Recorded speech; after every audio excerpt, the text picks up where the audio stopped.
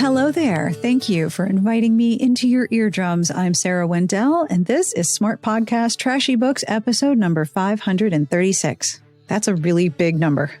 Becca Title is my guest this week, and we are celebrating the grand opening of Meet Cute, a romance bookshop in San Diego. You might have seen it online. We're going to talk about what it's like to open a bookstore and the very strange lawyer to romance pipeline that seems very active. And then we're going to squee at each other about books, obviously. Never fear, all of the books we talk about are in the show notes, as well as links to Meet Cute so you can plan your visit.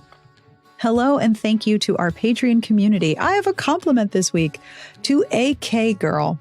Your kindness to the people around you has inspired many of your friends to be kinder and more loving toward themselves, too. Thank you for being such a lovely human. If you would like a compliment of your very own, or you would like to hang out in our very lovely, warm, fuzzy, and very silly Discord server, and you would like bonus episodes with ghost stories and hilarity, have a look at our Patreon, patreon.com/smartbitches. Monthly pledges start at $1 a month, and every pledge helps me keep going and make sure every episode has a transcript from Garlic Knitter. Hi, Garlic Knitter. Thank you again to our Patreon community for being so fabulous. This podcast is brought to you in part by my favorite nerdy vitamin, Ritual. I am very much a set it and forget it person. I like solutions that are easy. I like solutions that I can trust. And I like things that I don't have to think about because I never know what day or month it is, let alone what year. But if I want to look after my health and make sure I'm taking a multivitamin, Ritual makes it very easy. I like Ritual because it's simple. I never have to remember to order more, and I know what each ingredient is. Ritual has a first-of-its-kind traceable supply chain, so I can see where all the key ingredients come from and why they're there. They don't just say, take our word for it. They show me proof. Their multivitamin has USP verification and a peer-reviewed and published clinical study. All their products are vegan and non-GMO and third-party tested, so I know I can trust them. I really like my nerdy vitamin. I also love how easy it is. My multivitamins show up at my door every month with free shipping, and I can start, snooze, or cancel anytime. Start a vitamin Ritual you can trust. To get started, visit ritual.com/Sarah today and get 10% off your first 3 orders. That's ritual.com/Sarah to start your new ritual today. This episode is brought to you in part by Stamps.com. It's time! It's time! It's time for holiday mailing and shipping, sending cards and gifts to people everywhere, and it's not too late to get your holiday mailing and shipping needs under control with Stamps.com.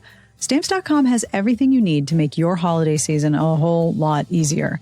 It's a 24/7 post office you can access from anywhere. No lines, no traffic, no hassle. It is a one-stop shop for all of your shipping needs. With Stamps.com, every time I have to ship something, it is a fast and easy process. Drop in the address, type of packaging, and sometimes Stamps.com will tell me which service will be the least expensive. Sometimes it's the post office, sometimes it's UPS. Then I print the label, grab the packing tape, and I'm done. Sometimes I don't even have to put my shoes on. I can just put my stuff in the mailbox in my slippers. Plus, Stamps.com works seamlessly with all major shopping carts and marketplaces. This holiday season, trade late nights for silent nights and get started with Stamps.com today. Sign up with promo code Sarah for a special offer that includes a 4-week free trial plus free postage and free digital scale. No long-term commitments or contracts. Just go to Stamps.com, click the microphone at the top of the page, and enter code Sarah. Shall we get started and talk about bookshops? This is a really fun conversation. On with my interview with Becca Title.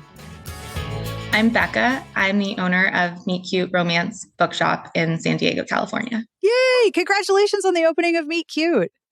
Thank you. Are you tired? Yes. It's only a small, massive thing to open up your own business. How long has it been open? Like 3-4 weeks? I have no concept of time. I also have no concept of time. It gives Excellent. me nothing to me. But we opened on the 24th of September. So it's been like 2-3 weeks roughly.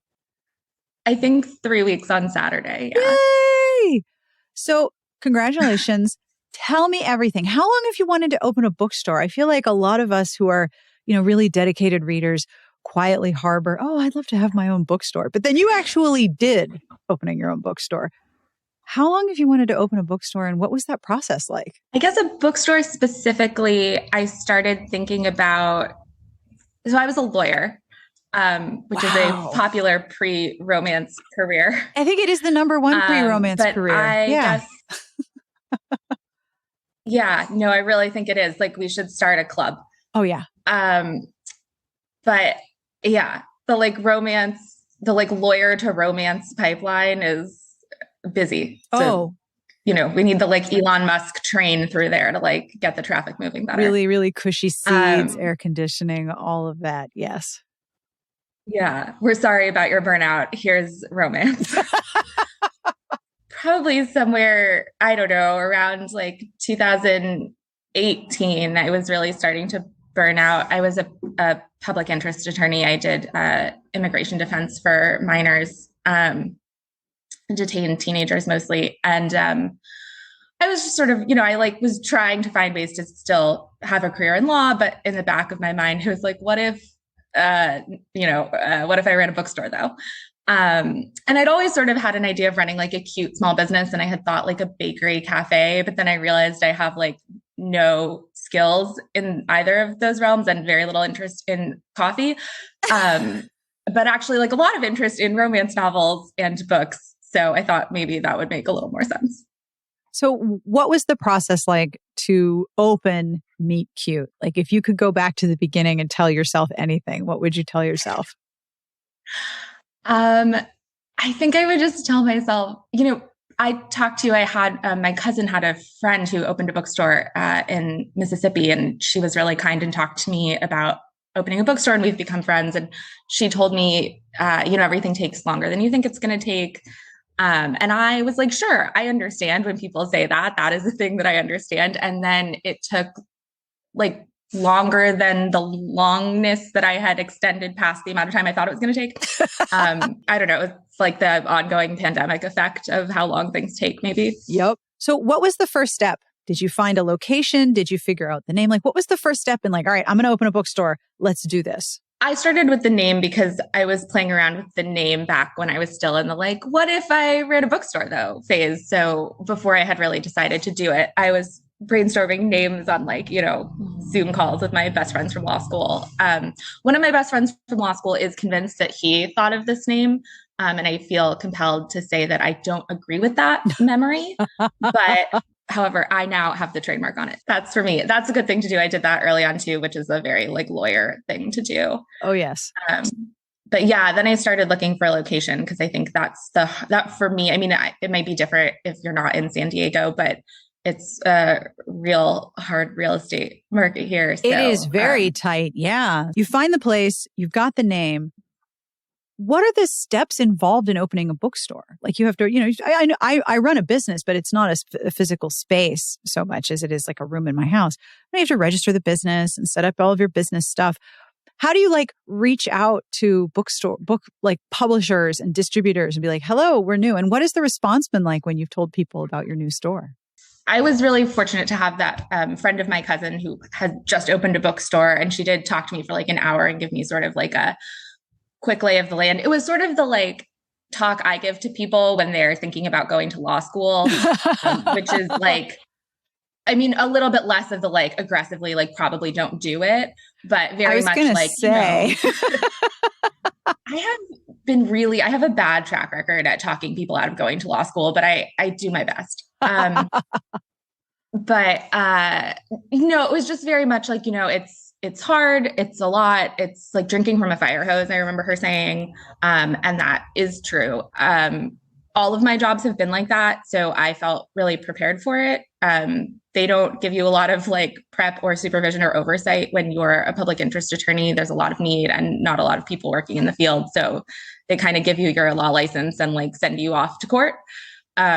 So I was like, I can do that. I'm ready for it. The stakes are lower, like no one's actual life is at stake if this bookstore thing doesn't go well. So that was sort of my frame of reference for starting this business. But and then there's a company that does bookstore consulting, and they put out a little like binder about and they have a whole course and everything, but I didn't do the course. I just started with the binder, and I joined the American Booksellers Association, and there's like a Facebook group for people who are just really generous with information. It's like bookseller mentors on Facebook, and you can just like search the history of it for weird questions, which all of that was super helpful. It's just important, I think, to be really self-directed and like able to find information on your own. It's just a lot of like researching stuff. Oh, yeah. And there's always a Facebook group, right? There is somehow always a Facebook There's group. always a Facebook group. Always, always, always. And it's so amazing when you search in a group, like whether it's a subreddit or a Facebook group, and you're like, oh my God, I'm not the only person with this problem. Whew. Like just the knowledge that you're not alone in a question is always very reassuring, right? Yeah. I had previously, I'm not really on Facebook, but I had a like burner Facebook account for dog fostering because I started fostering dogs during that lockdown. And you needed a Facebook to do it through the organization I was working with. So it was like my burner dog Facebook account was like just dogs and this like bookseller page. It was very weird. The algorithm must have been very confused. Oh, but you asked what the response has been. Yes. What's the response been like? It's been really wonderful. I think another thing I sort of tried to do at the beginning, my aunt had recommended to me was there is this group that does a lot of small business mentoring.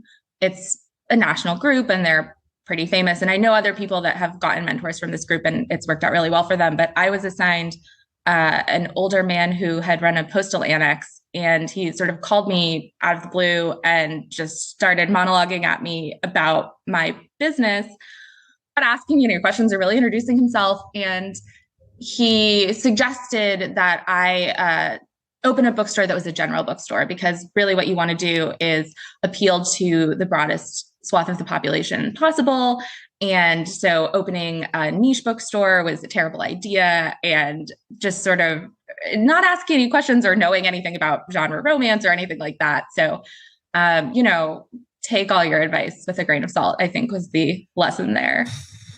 Yeah, that's not great. No, but it felt very like, this feels right. I was like, Sure. Okay. Yeah, that's okay. Because I bet you're going to see that customer, right? That person's going to come in and be like, oh my God, all you have is romance. And you're going to be like, yep. We have, but usually people are excited about it. I think it's clear enough from the outside of the building. It's we painted it lavender. Yes. So I think people sort of know what they're getting into when they come in aesthetically.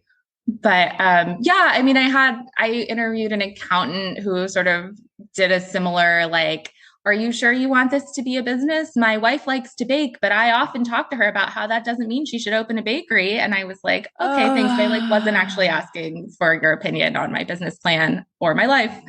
I'm just looking for an accountant. And if you were male presenting, they would never have volunteered their opinion about your business. Oh, absolutely. No, a fun thought experiment I repeatedly do is, what if I were one of my best friends from law school is sort of a very like a tall, genial white man. And I was like, what if I were him? Like, how would this be going for me if I were him? I feel like it would be a different experience. Just a little bit. Yes, absolutely. Oh, yeah.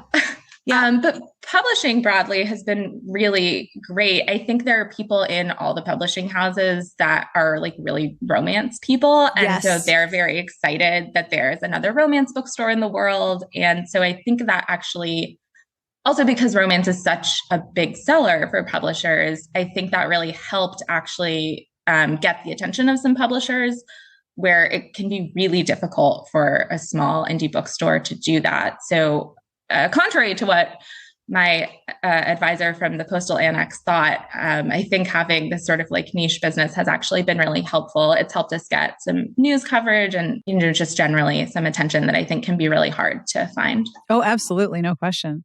Now, you mentioned the aesthetics. How did you plan the inside of the store? Did you have ideas of what you wanted, or did you let the space take shape as you were building it?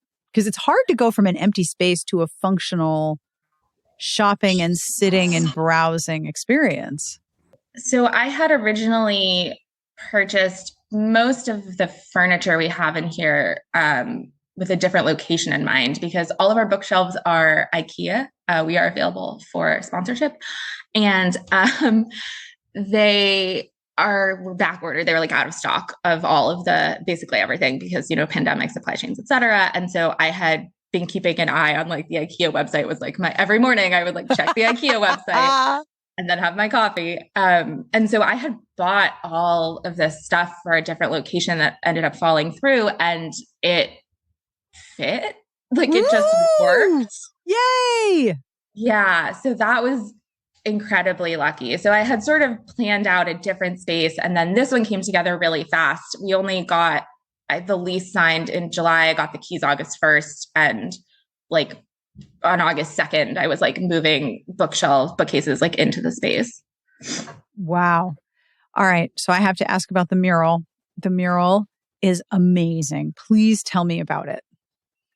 I'm obsessed with the mural. You should be obsessed with the mural. It's incredible. I think I watched your Instagram videos about the different sections of it like 5 times. The mural was something I'd been thinking about for like a year. I had already put a deposit on this mural artist. She's a local muralist who I found on Instagram, but she's incredible.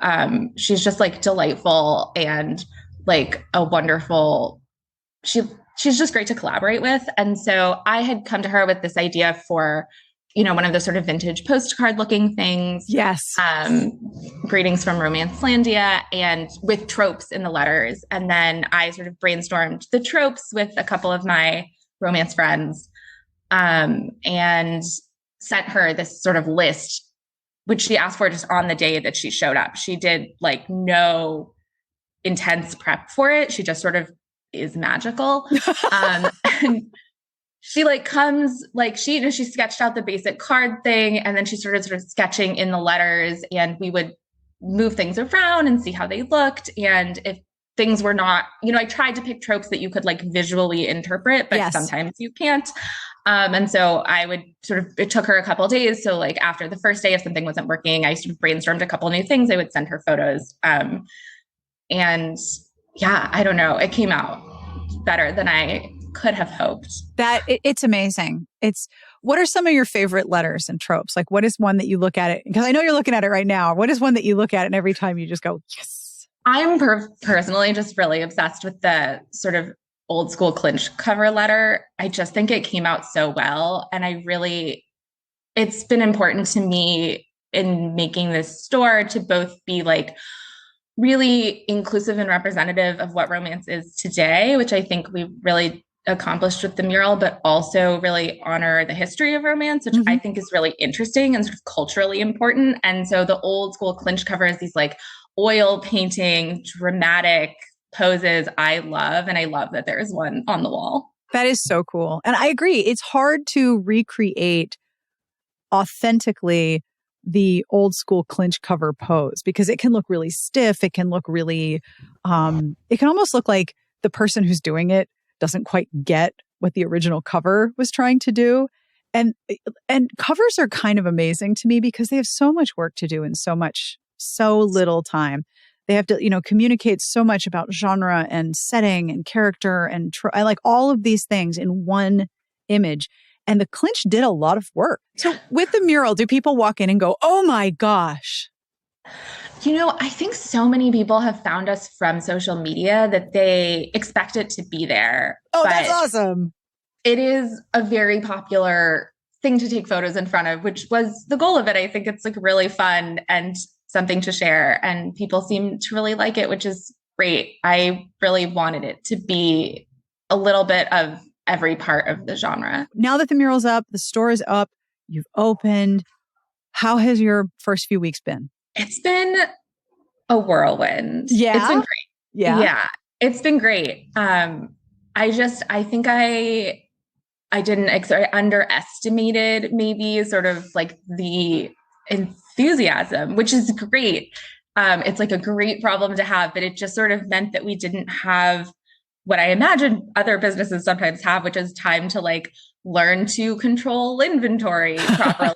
And like, so we would like by Sunday, when we're not getting deliveries of books, we'd be like kind of picked over for like the first week or two, which is like a totally reasonable thing as a new business owner to be like learning to do. But as a store that people are excited to come to, sucks. So I doubled our back stock, and I think we're sort of in better shape now. But just the enthusiasm and the number of people I was surprised by. I think we had a TikTok go viral. I think that kind of did it. Yep. So what social media can do. Isn't it really just incredible? And I think especially post-pandemic and post all the lockdowns, people are interested in going to spaces that match the things that they love. You know, instead of going to like a liminal in-between space that is just sort of, here is where people gather, this is a space for the thing that I love, where other people who love the thing that I love are there too. Yeah. And I think especially after lockdown, but even just generally, it is a cliche to say, but like, it's hard to make friends as an adult. It is. It absolutely it's just hard is. To meet people. Yeah. And I think there have just been so many people who have been excited. I mean, our book club is meeting for the first time this weekend, and we had to split it in half because it was just too many people. I think it'll even out. We opened a second book club that's a queer romance book club, and people will sort of filter around. But that's another thing where I just sort of didn't expect that, which is great. I'm so excited for everyone to come and like chat with each other. We're going to do it as sort of a book mixer with, we're going to hand out little question cards. So if there's no social anxiety, you have things to talk about. The thing is the book that we all read. Oh, smart. But instead of trying to like sit in a circle and have one person talk at a time, it's just too many people, I think, for the first round. But yeah, I'm really excited about that. Maybe book mixers will be a permanent feature. So what have been the things that have been selling out? Wow. Have we sold a lot of Anna Huang? Just so much Anna Huang, which is awesome. Yeah. Good for Anna. And we have an Anna Huang in-store event, and the tickets sold out in like 10 minutes. It was free. It's free tickets, but like tickets because we have a physical space that can only fit so many people. And it is our first in-store event. So that's another thing where I'm like, we don't really have a dry run of like a smaller in-store event. Like we're going hard on the first outing. It's the Anna Huang one. Everyone is real excited for, and I'm excited too. So yeah, Anna Huang, we've been selling a lot of, obviously Colleen Hoover. We do have pretty much all Colleen Hoover, even the ones that aren't really genre romance, which is most Colleen Hoover, just because it would be wild for people to come here and they just would expect to find it. We do have a little shelf of romance adjacent books. So we have like Song of Achilles on there, and, Circe, and some Sylvia Moreno Garcia that isn't romance. And we also have her ones that are genre romance, but most of the store, I'm going to say like 98% of the fiction in the store is genre romance. And you have such good events coming up too. Like you have the romance book club, which I love, but then you have the Anna Huang, and you have like virtual parties as well. Like you're doing both live and virtual. Yeah, I think virtual is something that's going to live on past lockdown. I think you're right.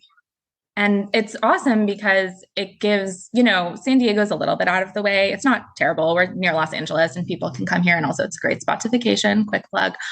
It lets authors appear virtually at stores all over the country. And it gives people all over the country access to author events that they wouldn't necessarily be able to go to.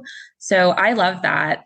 So we're doing a virtual book party for Ashley Herring Blake, for Astrid Parker Doesn't Fail, which I'm super excited about. I have the arc. I haven't read it yet. I really liked Delilah Green. The cover is so good. Isn't the cover adorable? It's perfect. And I'm sort of fascinated by covers generally, but as somebody selling books, I have a new appreciation for how important a good cover is. And I have to hand sell books so much harder when it isn't a cover that is broadly appealing to people. And that's a bummer for authors who don't always have a lot of control over that. So anyway, I'm glad that she has a fantastic cover for Astrid Parker. I'm excited for it. I'm looking up at our little events board so I don't forget anything. We have an event we're calling Fresh Frocks for Fall, which is a 4 historical romance author panel who all have new books out in the fall in November. And that is being moderated by my best friend since childhood, who has read more historical romance novels than maybe anyone I know, and is a school teacher and just, I think, could not be more qualified to moderate this panel. And I'm so excited to be an attendee. I think the authors who haven't met her yet are going to be delighted that she is so deep into their backlists and their books and the genre. That's awesome. I also love the title, Fresh Frocks for Fall. That is very clever. Thank you. I have roped that friend and her best friend from college, who's an attorney, into being my little WhatsApp group of bookstore brainstorming. So they like have regular jobs and try to live their lives. And I just pop into their WhatsApp every now and then being like, so we have this event in November. What do we want to call it? Like, it's not their problem. Yes, but people who are slightly outside of the thing that you're working on are often the best source of inspirational ideas. It's honestly perfect. It's so perfect. What other events are you hoping to have in the future? What are sort of what are you cooking up? Can you talk about anything that's upcoming that isn't announced yet, or is it all in progress and not to be discussed? I can talk about one that we just confirmed but haven't sort of done logistics on and announced yet, which is a holiday panel with a bunch of authors who are going to take reader questions for like gift recommendations. Oh, I love it.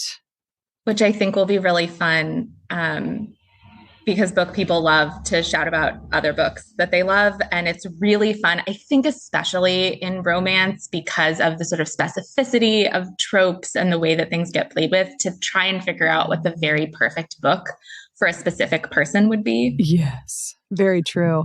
That's a very smart gift idea. I love that panel. That's so cool. Yeah, I'm excited. And then I'm hoping, we don't have anything planned, but our first virtual panel was a panel on diversity and the way that it interacts with publishing and social media. Oh, with Adriana Herrera and Kennedy Ryan and Nana Malone and Nisha Sharma. And it was fantastic. I mean, I didn't even moderate it, so I can say that. But I just thought it was great. And a lot of people have expressed interest in sort of doing a follow-up panel. So I really hope that if they all have time, we can circle back on it, because I think they have a lot more to say. There's a lot more to talk about. And it was really fascinating and fun and just delightful. And it's a really interesting topic, because on one hand, social media has long been used by authors who don't get the massive monetary push from a publisher, which is unfortunately most of them, and most often people of color and from marginalized identities. They don't get the biggest push in a given year. And so you have to use social media and you have to build your own audience. And now when you're approaching a contract with a traditional publisher, the size of your audience matters to them because, well, they're going to use it. So the idea that you have all of these opportunities to build an audience in different specific social media venues is really powerful. But then at the same time, you know that the algorithms are also marginalizing you. And how do you fight that? It's so hard. Exactly. I mean, I think it's the thing that people have been talking about in AI spaces for a long time, which is that, you know, when we create computer artificial intelligence, it's going to take on our biases.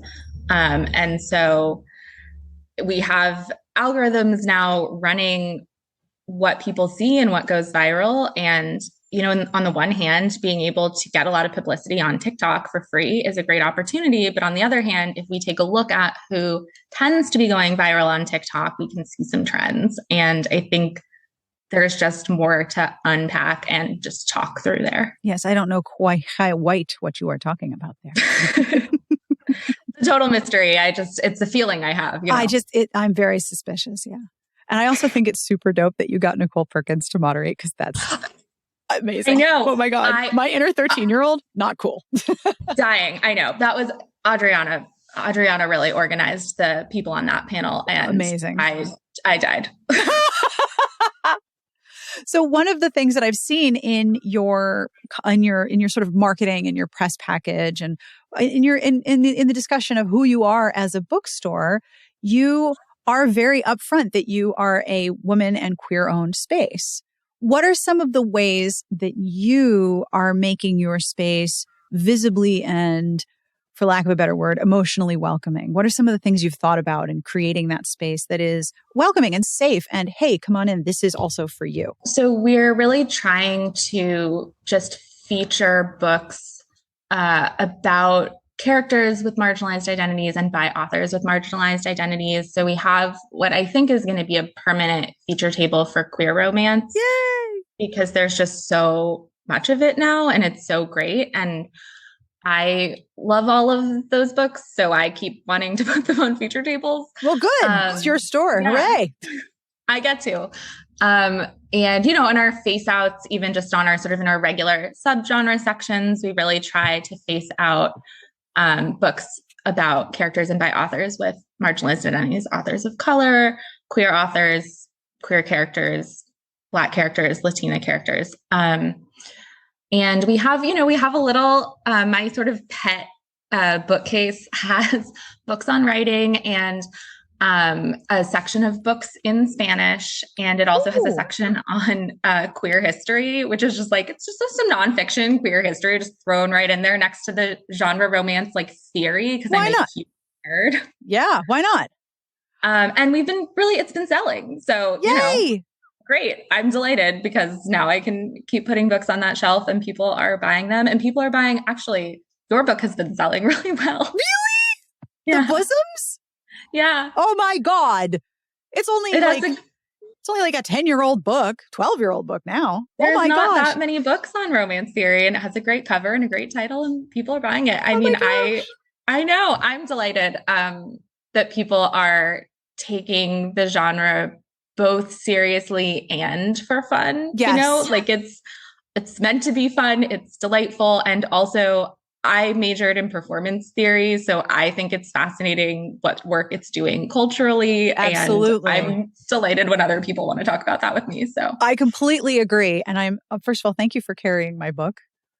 It is astonishing to me that it is not out of print, that like you can still get it. It's amazing. I mean, part of that is, I think, because it was on some syllabi for a while, but like you said, there aren't that many books about the genre, which I didn't realize when we were writing it. I had no idea. So thank you. I saw a quick shot of it in one of your reels and I was like, oh my gosh, my book. So I'm really honored to be included. Thank you. Like I'm turning purple right now. Oh, you're welcome. Thanks for writing a great book. Oh, thanks. You also identify as a feminist bookshop. What does that mean for you as a person who is running this space? Because I mean, like you said, even when thinking about opening a coffee shop, you're thinking about the community in the space and not just the function of the space. So how does feminism incorporate into that sort of goal for you? It affects the way we buy books, I think, pretty significantly. People like to talk about romance as a feminist genre, and I think that it can be. Yes, I'm with you there. It isn't inherently a feminist genre.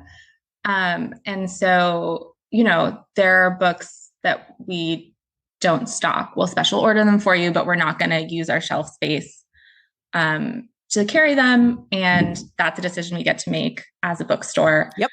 And I think it also means, it's intersectional feminism is really important to me. And so when we're talking about making space to put queer authors and authors of color in prominent positions on our shelves, that to me is a feminist choice also. Romance writers are predominantly women. There are an increasing number of men and non-binary folks. But I do think that it's delightful to me that I get to run a bookstore where most of our books are written by women and take women's lives seriously, yes, their internal lives, and the things that are important to them are not belittled in any book in our store, yes, unless it's at the beginning, like by a villain. That's fine. But yeah, I think those are the primary ways I think about it with event programming and the books that we're picking, how we're using our limited resources, really, because we are a really small shop and a really small team and we can't do everything. So if we're going to have to make choices about what we have space for, what events we have the capacity to run, mm-hmm, that's sort of a principle I try to use as a lens. That makes sense. And it sounds like through the whole process, you've been thinking a lot about how the space will function for the people in it, as well as I'm going to sell a book and my profit margin is X. Yeah. I mean, I do have to care about the profit margin a little, which is like obviously not my favorite part. Yeah. I know this pain.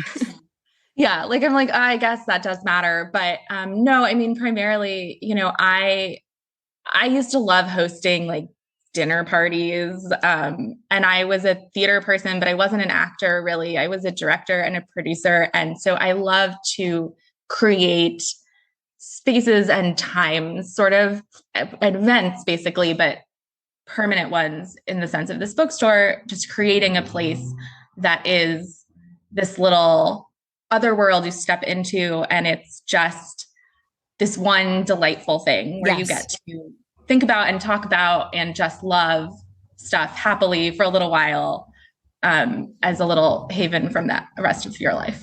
And it seems to me that the space of a romance bookstore is similar to the space of a romance itself.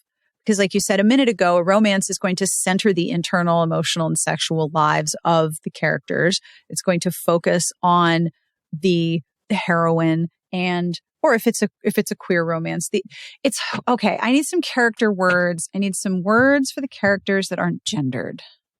So it's main character, but it doesn't have the right. It doesn't have all of the nuanced meaning. So you're going to have a space where the protagonists of the book, their internal and emotional lives and their emotional fulfillment are centered. And if that comes with sexual fulfillment, awesome. And so the same thing happens when you're in a bookstore like this, because you are centering the genre that a lot of people took a lot of shit for loving so much. And you are centering that experience within the space. So you've already sort of, like I said, when you walk in, you know, everyone in there likes romance. You've got like a +1 friendship. You already have like a +1 in stagecraft. I, by the way, was the stage manager, prop master, person who built the set. So I completely understand what you're talking about. Not an actor, always wearing black, own a lot of black socks. Black electrical tape on the bottom of your black Converse. Yes, absolutely. And making sure that the tag that would always pop up that was white was cut out of my shirts. Oh yeah, absolutely. Don't wear a watch, that kind of thing. Totally. So creating the space that reflects the people who are going to be in it is a really important consideration. And it must be really exciting to see that happen. Like all of the things that were in your head coming to life in the space that you've created. It is. It's really delightful. And that's such a good point, actually, because one of the other early things I did was I did sort of figure out our logo and our branding.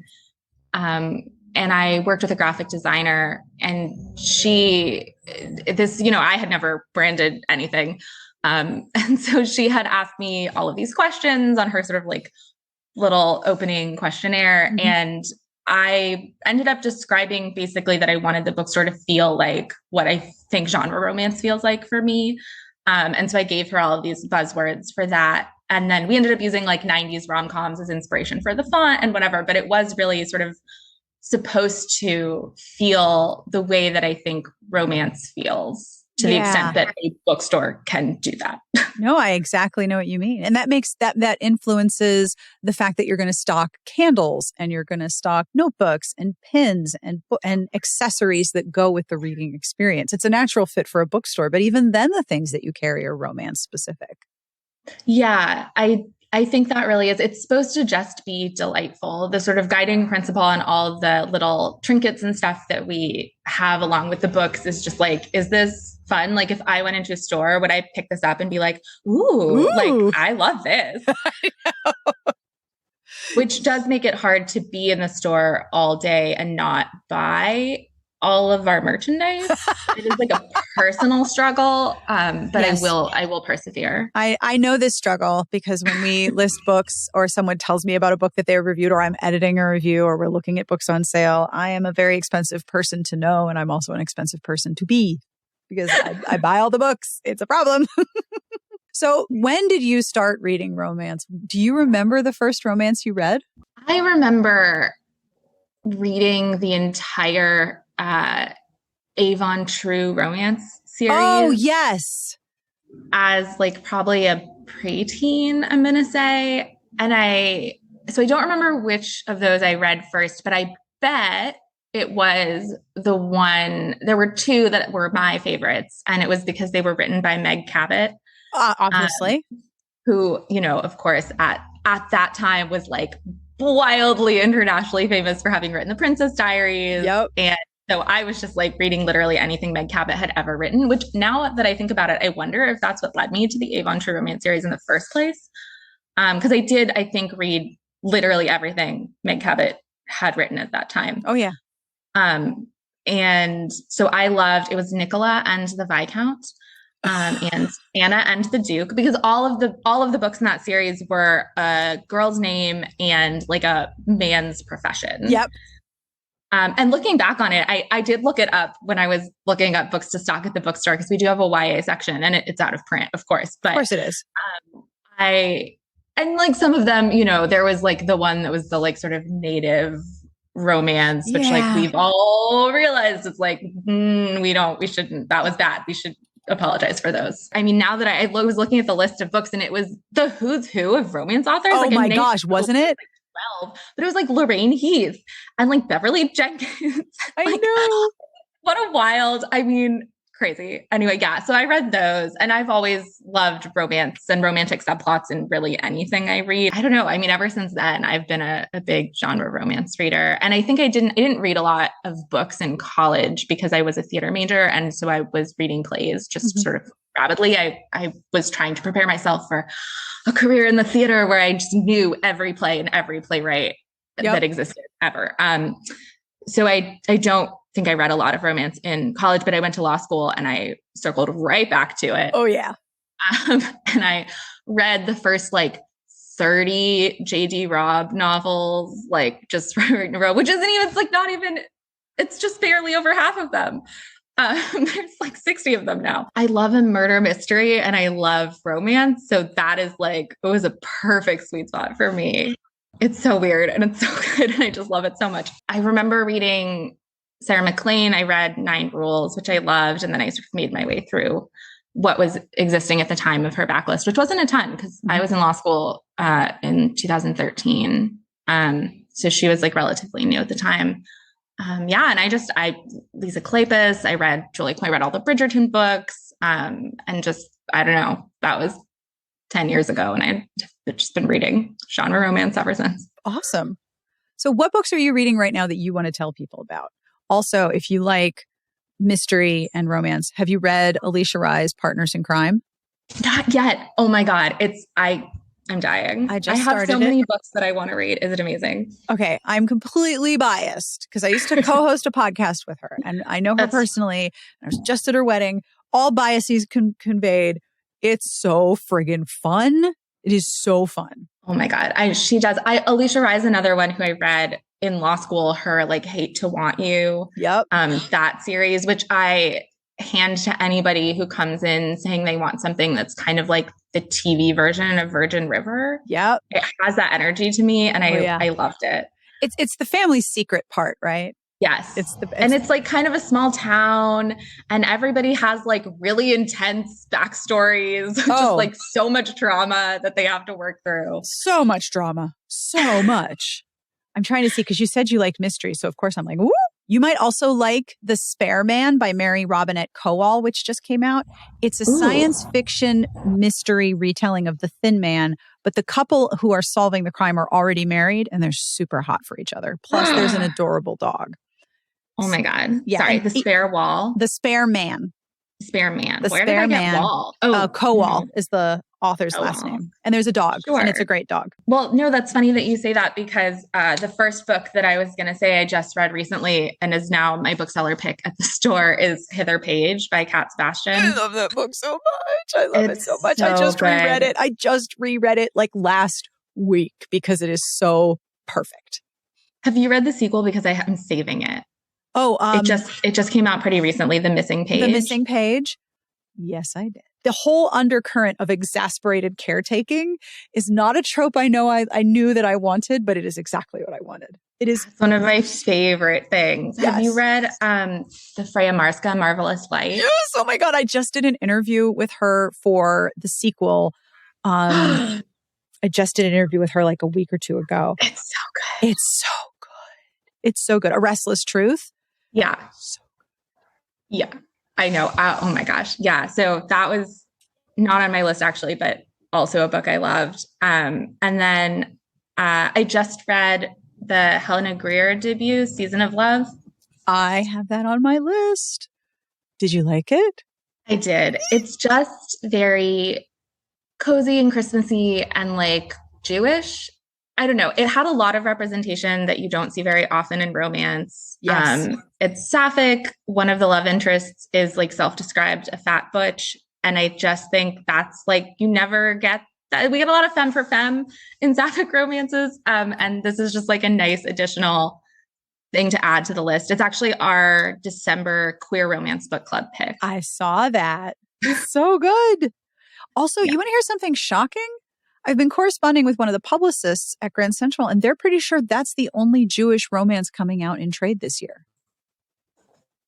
Is it? Yeah, the holiday, Hanukkah holiday. There have been other Jewish romances, but this is the only sort of Hanukkah-focused holiday romance. It's the only Jewish holiday romance coming out this year. It's not surprising because I have a list of what I think are all of the available Hanukkah romances, and there's like 10 of them. I know. I wrote one of them. A long list. Yeah, it's on the list. Oh, bless your heart. Well, I mean, I have this rule where if something bugs me, I can't complain about it more than 3 times before I either shut up or do something about it. And every year I was getting so annoyed by the absolute dumpster ton of Christmas books that would end up on my porch and were Jewish. And I'm like, okay, but candlelight, jelly donuts. This is all very romantic. Fried food is great. So I was like, fuck it, I'm going to write one. And then the next year, I was the forward in an anthology. And then the next year, there were all these Hanukkah romances. Like, ooh, look at this. Yay. It's not just me. And I will confess that because I have such a bad memory, I can reread my own book and it works on me because I wrote all my favorite tropes. I can reread my own book. And there's moments where I'm like, oh, could have written that part better there, Sarah. But the other part totally works on me every time. I read it once a year. It's so embarrassing to say that out loud. Leave it in. I'm trying to think. So there's the Roan Parish one, I think has a Jewish character. Yes. But it is like 2 separate love stories. So it's sort of like, not a major part of the book. And then there's the Jake Maya Arlo, but it's a YA. Yep. But those are all the like Hanukkah-y ones I can think of for this year. For this year, there's not that many. Honestly is more than I expected. True. Very true. Yeah. Maybe you should do like a little museum display. You can put Anna and the Viscount, one of the eBay copies, and look, it's our exhibit. Wait, so our bathroom is a romance history museum? No, please tell me everything. Oh my God. Yeah, I am a nerd. And I had for a different location, it was going to be 2 stories. And so I had planned, I was like, I need to do something again along the staircase. And I'm a big fan of Fated Mates, and I'm a big fan of Steve Amadown, who I found through Fated Mates, who's like a romance historian. Yes. And I, as noted, I find the cultural history of romance really fascinating. Extremely. Yes, I agree. And so I had just like on eBay collected copies of a bunch of sort of like important books in romance history, not like nice, worn copies, not expensive. I also love old categories, and we have a little like our decorative sort of like cash wrap display is like rainbow old categories, but I'm obsessed with them. I think the marketing of them, the covers, like everything about them I think is fascinating. So I have the whole bathroom it's pink. And then we have, framed, I didn't destroy the like important books and romance history books. I just sort of opened them up so you could see the front cover and the back cover in these like shadow boxes. Oh, cool. And put little labels being like, this is like the first Harlequin by a Black writer. It was also edited by Vivian Stevens or whatever. And then I did cut off the covers of some old categories that I got on eBay. I know. I'm sorry. It's all right. I did a book murder. You did a book murder. Will you send me a picture, please? I'll put it in the show notes. They're like displayed around, and I have had people be like, it's a little awkward because I feel like I want to read everything, but then I'm spending like a lot of time in the bathroom. Why is someone in there? They're reading just the wall. They're reading the wall. They're reading the wall. There's a lot of wall to read. It's a big bathroom actually, and the walls, it's very high ceiling, and we went all the way up. So, oh, that's amazing. Please send me a picture. I would love to see this. So where can people find you if they wish to find you? If you wish to be found? I actually, as a person, I do not wish to be perceived. So this has been an interesting experience for me. I understand completely. But we can be found. We have a website. It's meetcutebookshop.com. Easy to find. And then we're pretty active on Instagram and TikTok. We are at Meet Cute Bookshop. And we do have a Facebook, which just sort of reposts the Instagram for people who are more Facebook people, which is at Meet Cute Romance Bookshop, because there was like a weird software glitch with Facebook. And then the Twitter, which we're trying to be better at, is at _meetcutebooks_ because we hit the character limit at Meet Cute Books Show. Mm-hmm. Yep. Yeah. Yeah. One of my credit cards for the business says Sarah Wendell, smart bitch, trashy. Because I ran out of characters. I was like, well, I guess that's the card I'm using in person so people can read it. Congratulations on your new store. Thank you so much. This has been really delightful. Please let me know if you're anywhere near San Diego. Oh, I absolutely will. You'll hear me. And that brings us to the end of this week's episode. Thank you so much to Becca for hanging out with me at the store to do this interview. I have a little extra information for you from Becca. After we finished recording, she emailed me and said, quote, "It's my day off, and I just realized that I forgot to say probably the most important thing in response to your question about claiming that we are a feminist bookstore, which is that we have been and plan to be a community organizing space for social justice causes we perceive as feminist ones. So, for example, the Romance for Reproductive Justice auction that we ran in May, we hope to make that or something like it an annual event. And as we settle into the basics rhythms of running a shop, do more organizing events. So if you would like to visit Meet Cute in San Diego, I will have links in the show notes at smartbitchestrashybooks.com/podcast. And you can always check out their website, because they do a lot of virtual events too, at meetcutebookshop.com. What about you? If you were opening a bookstore, what would you call it? This is a fun game. I have been playing this ever since I started editing this interview. I am very curious to hear your answers. You can email me at sbjpodcast@gmail.com. You can leave a message at 201-371-3272. You can leave a comment on the post on Smart Bitches. You can just yell out the window. Can't promise I'll hear you, but I will enjoy the knowledge that you did. But I'd love to know, what would you name your bookstore if you were opening one? As always, I end each episode with an absolutely dreadful joke, and this week is no different. This joke comes from Laura B., who sends jokes. You can send me jokes. You know that, right? It's like my favorite thing. Laura B. sent me this one. Who doesn't like pizza? Who doesn't like pizza? A weirdo. Weirdo. We make pizza once a month on the grill. And I will admit, the dough recipe, especially when it's rising, it does look kind of weird. Thank you, Laura B. On behalf of everyone here, we wish you the very best of reading. Have a wonderful weekend, and we will see you back here next week. Smart Podcast Trashy Books is part of the Frolic Podcast Network. You can find outstanding podcasts to subscribe to at frolic.media/podcasts.